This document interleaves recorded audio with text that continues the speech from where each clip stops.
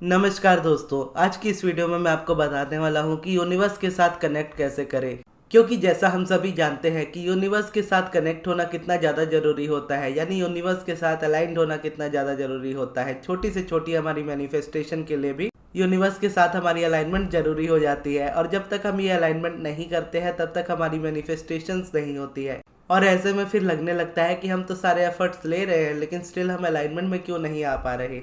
अब अलाइनमेंट में आना है तो उससे पहले आपको ये जानना जरूरी होता है कि अलाइनमेंट है क्या और क्यों हम अलाइनमेंट में आते हैं। अगर ये बेसिक चीज़ आप नहीं जानते हो तो ये ऊपर जो वीडियो आ रही है स्क्रीन के आपके राइट साइड पे, इसको आप देखिएगा। बाकी अगर आप जानते हो तो यहाँ से स्टार्ट करते हैं। अलाइनमेंट में आने के लिए सबसे ज़्यादा ज़रूरी होता है अपने ऊपर फोकस करना, अपनी इंजॉयमेंट पे फोकस करना। आप जो चीज़ इंजॉय करते हो उन चीज़ों पे फोकस करना, और इन सब चीज़ों के लिए चाहिए होती है एक सेल्फिश नेचर।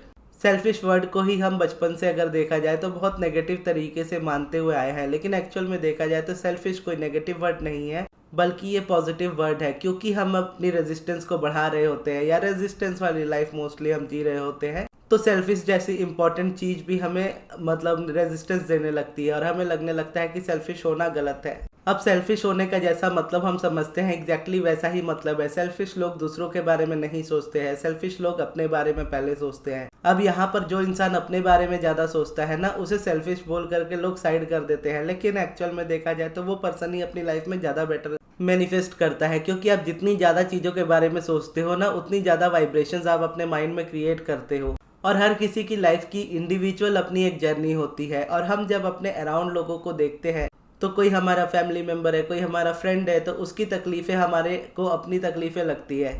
तो ऐसे में क्या होता है कि सबसे पहले तो हम अपनी चीज़ों को छोड़ करके सामने वाले पे फोकस्ड हो जाते हैं। ऐसे में होता यह है कि ना तो वो इंसान उस प्रॉब्लम में से निकलता है, उल्टा आप भी उस प्रॉब्लम में फंसने लगते हो किसी ना किसी तरीके से। जैसे इन जनरल बहुत सिंपल सा एग्जांपल मैं आपको देता हूँ कि मान लीजिए आपका कोई फ्रेंड आता है, आपसे कुछ पैसे मांगता है उधार, और आपको अपनी प्रॉब्लम बताता है कि मैं इतनी ज़्यादा प्रॉब्लम में हूँ, मुझे ये पैसे चाहिए ही चाहिए, आप किसी भी तरीके से मुझे प्लीज़ दे दो। और आपका नेचर उस जगह पर अगर सेल्फिश नहीं है, और उस जगह पर आपके पास इतना इनफ मनी नहीं है कि आप इजीली अफोर्ड कर सको, और वो अमाउंट बड़ा है, तो आप अपनी सेविंग्स वगैरह में से निकाल करके उस पर्सन को देते हो कि उसकी हेल्प हो जाए।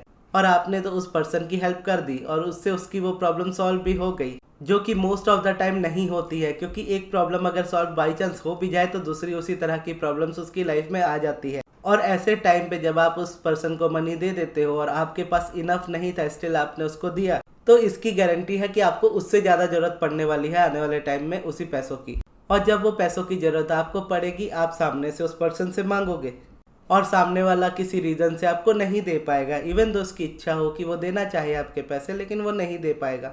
जब वो नहीं दे पाएगा तो आप दोनों का रिलेशनशिप एक दूसरे से खराब होगा, और आपका लोगों पर भी ट्रस्ट ब्रेक होना स्टार्ट हो जाएगा। ऐसे में चीज़ें अगर आप देखो, स्टार्टिंग कहाँ से हुई, स्टार्टिंग में तो आपने एक भलाई वाला स्टेप लिया अपनी तरफ से। आपको ये लगा कि आप तो उसकी हेल्प कर रहे हो, लेकिन उस जगह पे ना तो उस पर्सन की हेल्प हुई, बल्कि आप भी अब प्रॉब्लम में फंस गए। तो इस तरीके से हम लपेटे में लेते हैं अपने आप को ज़बरदस्ती। जब यूनिवर्स आपको या आपके अराउंड किसी भी पर्सन को कोई प्रॉब्लम में डालता है ना, तो यूनिवर्स को पता होता है कि उसकी प्रॉब्लम है तो उसका सॉल्यूशन भी है, और वो इंसान उसकी प्रॉब्लम को सॉल्व कर भी सकता है। और इवन तो अगर कोई पर्सन आपके पास आता भी है पैसों के लिए, और आपके पास इतने इनफ पैसे हैं कि जितने वो अमाउंट आस्क कर रहे हैं आपसे, आप उतने पैसे उस इंसान को दे सकते हो और आपको फ़र्क भी ना पड़े, तब तो आप डेफिनेटली दे सकते हो। उस जगह पे ये सारी रेजिस्टेंस वाली बातें आती ही नहीं है। लेकिन इस जगह पर अगर आप देखोगे, अगर आप सेल्फिश नहीं बनते हो इस जगह पे, पहले अपने बारे में नहीं सोचते हो कि कल को अगर वो किसी रीज़न से नहीं दे पाया तो मुझे प्रॉब्लम होगी, तो मैं कैसे मैनेज करूँगा चीज़ें। तो यहाँ पर आप क्या करोगे, चाहे सामने वाले को जितना भी बुरा लगेगा, आपको पता होगा कि आप इस वक्त उसको नहीं दे सकते, क्योंकि आप इतना अफोर्ड नहीं कर सकते इस वक्त करेंटली, या आप जितना अफोर्ड कर सकते हो आप उतना ही दोगे, उससे ज़्यादा नहीं दोगे। तो कल को उस प्रॉब्लम के लूप में आप नहीं फंसोगे, और वो इंसान आने वाले टाइम में अपनी प्रॉब्लम को सॉल्व कर लेगा। अगर नहीं भी करता है तो उसकी प्रॉब्लम आपकी प्रॉब्लम नहीं है, और ये चीज़ समझनी बहुत ज़्यादा ज़रूरी होती है। इस चीज़ को एक्सेप्ट करना बहुत ज़्यादा ज़रूरी होता है। अगर आप ये चीज़ नहीं करते हो तो लाइफ के हर एस्पेक्ट्स में आपको लात ही पड़ेगी। फाइनेंशियली आप इस तरीके से स्ट्रगल करने लगोगे। फिर उसके बाद अगर रिलेशनशिप में भी आप देखते हो कि किसी पर्सन के साथ आप रिलेशनशिप में हो, आप अपना 100% उस इंसान को दे रहे हो, और बदले में आपको कुछ नहीं मिल रहा, उधर से 10% भी नहीं मिल रहा। ऐसे में आप अपने बारे में ना सोच करके सिर्फ सामने वाले के बारे में ज़्यादा सोचने लगते हो कि मैं इतना कुछ कर रहा हूँ या इतना कुछ कर रही हूँ, सामने से वो रिस्पॉन्स क्यों नहीं आता। वो इसीलिए नहीं आता क्योंकि आप अपने से ज़्यादा सामने वाले को फोकस दे रहे हो, आप अपने से ज़्यादा सामने वाले को इम्पोर्टेंस दे रहे हो। आप अपनी लाइफ में प्यार चाहते हो लेकिन आप अपनी लाइफ में दे रहे हो प्यार, ना कि ले रहे हो, यानी रिसीविंग मोड में आप ना रह करके कंप्लीटली गिविंग मोड में हो। और गिविंग मोड की वजह से आपकी कंप्लेनिंग मोड स्टार्ट हो गई है कि जहाँ पर आप दे तो रहे हो चीज़ें लेकिन आपको मिल नहीं रही है बदले में। जबकि यहाँ पे ऐसा बिल्कुल नहीं है कि आप अपना 100% नहीं दे सकते किसी को, डेफिनेटली दे सकते हो और आपको देना भी चाहिए। लेकिन जहाँ पे रिसीविंग की बारी आती है ना, तो वहाँ पे कभी कॉम्प्रोमाइज़ नहीं करना चाहिए। अगर आपको आपके अकॉर्डिंग चीज़ें नहीं मिल रही है तो आपका पूरा हक बनता है उस जगह से निकलने का। आप अगर किसी को 100% दे रहे हो और बदले में एक्सपेक्ट कर रहे हो कि आपको भी उतना ही मिले या उसके बराबर मिले या उससे थोड़ा कम भी चलेगा या उससे ज़्यादा चाहिए, तो उस तरीके की कमिटमेंट अपने अंदर होनी चाहिए। जब आप किसी के साथ इतना अटैच हो जाते हो तो एक डर बन जाता है कि वो इंसान कहीं आपसे छूट जाएगा तो आप अकेले रह जाओगे या आप परेशान रह जाओगे, उसके बिना आपको कोई दूसरा नहीं मिलेगा या नहीं मिलेगी। तो ऐसे में क्या करते हो, आप अपने आप को पूरा बदलने लगते हो। आपकी जो हैबिट्स होती है, जो आपके लिए अच्छी होती है, जो आप इंजॉय करते हो, उन चीज़ों को आप उस इंसान के लिए छोड़ने लगते हो, उस इंसान के लिए कम करने लगते हो। फिर सामने से वो इंसान आपसे डिमांड करने लगते हैं कि तुम्हारी ये आदत अच्छी नहीं है, इसको बदलो, तुम्हारी वो आदत नहीं है, उसको बदलो, तुम्हारी ये भी आदत अच्छी नहीं है, इसको बदलो। तो इस तरीके से आप एक एक करके चीज़ें बदलते हो और सामने वाला इंसान बदल लेता है, यानी रिलेशनशिप या पार्टनर अपना बदल लेता है। और ऐसा इसीलिए नहीं होता है कि आप दोनों के बीच में कोई रिलेशन नहीं है या आप दोनों एक दूसरे को उतना स्ट्रांगली पसंद नहीं करते या वो इंसान गलत है। यहाँ पे चीज़ें इसी तरीके से चलती है क्योंकि यूनिवर्स इसी तरीके का है कि वो आपको वाइब्रेशन के अकॉर्डिंग ही देता है। और ऐसा करने की वजह से सामने वाला इंसान आपके लिए हद से ज़्यादा इंपॉर्टेंट हो जाता है और उसके लिए आप ना के बराबर इंपॉर्टेंट हो जाते हो। और ऐसा इसीलिए होता है क्योंकि आपकी वाइब्रेशन उसको बता रही होती है कि आप तो उसके पीछे पड़े हो, आप कहीं नहीं जाने वाले। तो इसका मतलब सामने वाला पर्सन ये समझता है कि मैं अब कुछ भी कर सकता हूँ मेरी लाइफ में। तो यहाँ पर जो सेल्फिश नेचर होता है आपके उस पार्टनर का हो जाता है और उसका सेल्फिश नेचर होने की वजह से भी आपके थ्रू उसको इतनी चीज़ें मिलती है, बदले में वो आपको उतना नहीं दे रहे होते।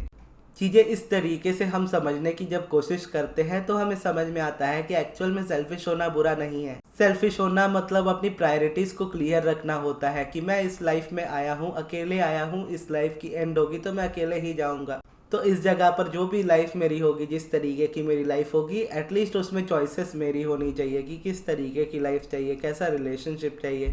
और ये सारी चीज़ें करने के लिए आपको एक सेल्फिश नेचर रखना होता है क्योंकि जब तक आप अपने बारे में नहीं सोचोगे तो डेफिनेटली आप ये सारी बातें सोचोगे कि कर्मा है और आपको कुछ चीज़ें देनी होगी, बदले में कुछ चीज़ें आपको रिटर्न में मिलेगी। आपको प्यार देना होगा तो ही आपको प्यार मिलेगा, ऐसे नहीं चलती है चीज़ें। प्यार आपको देना है तो अपने आप को दीजिए, अपनी अलाइनमेंट को दीजिए। और क्यों ऐसा कीजिए, क्योंकि जब आप उसको देते हो, यानी अपने आप को दे रहे हो, अपने यूनिवर्स को दे रहे हो, अपनी अलाइनमेंट को दे रहे हो ये सारा टाइम, तो फिर आपके अंदर से जो लव या अप्रिसिएशन या ग्रैटिट्यूड निकलता है वो किसी चीज़ या किसी इंसान पे डिपेंड नहीं होता। यानी किसी इंसान को लेकर के ये नहीं कह रहा होता कि मुझे इसकी वजह से ये खुशी मिल रही है लाइफ में। आपको पता होता है कि वो इंसान आपकी लाइफ का हिस्सा है, आप उसके लिए खुश हो, आप उसके लिए शुक्रगुजार हो, लेकिन वो इंसान आपकी खुशी या दुख का कारण नहीं है। जब ये चीज़ें आप जानते हो ना, तो वो इंसान का बिहेवियर आपको परेशान नहीं करता। और जब बिहेवियर उसका परेशान नहीं करता तो आप दोनों के बीच रेजिस्टेंस ही नहीं रहती है, और रेजिस्टेंस नहीं रहती है तो रिलेशनशिप बहुत अच्छा होता है। तो इसीलिए सेल्फिश नेचर रखना चाहिए। सेल्फिश नेचर रखना बहुत ज़रूरी होता है और बहुत अच्छा होता है, क्योंकि जब आप इसको रखोगे तो आप अपनी डिज़ायर से कॉम्प्रोमाइज़ करना बंद करोगे, और जब अपनी डिज़ायर से कॉम्प्रोमाइज़ करना बंद करोगे तो यूनिवर्स आपको वो चीज़ें देगा जो आप अपनी लाइफ में चाहते हो। दूसरों के लिए खुद को बदलना या सिचुएशन के हिसाब से खुद को बदलते रहना, ये चीज़ें आप जब करते हो तो अपने आप को चेंज कर रहे होते हो अनजाने में, जो कि आप नहीं करना चाहते। कोई चीज़ अगर आपको अपने अंदर लगती है कि मुझे चेंज करनी चाहिए तो ही आप उसको चेंज कीजिए। अदरवाइज दूसरों के कहने पर ये चीज़ें मत कीजिए कि ये चीज़ आप में अच्छी नहीं है, आप इसको चेंज कर लो, उसको चेंज कर लो। ये आपकी लाइफ है, आप अपने हिसाब से डिसीजंस ले सकते हो और आपके पास इसका पूरा हक है। तो ये थी हमारी आज की वीडियो। आपको ये वीडियो कैसी लगी कमेंट्स में ज़रूर बताइएगा, और इस वीडियो को यहाँ तक देखने के लिए बहुत बहुत धन्यवाद।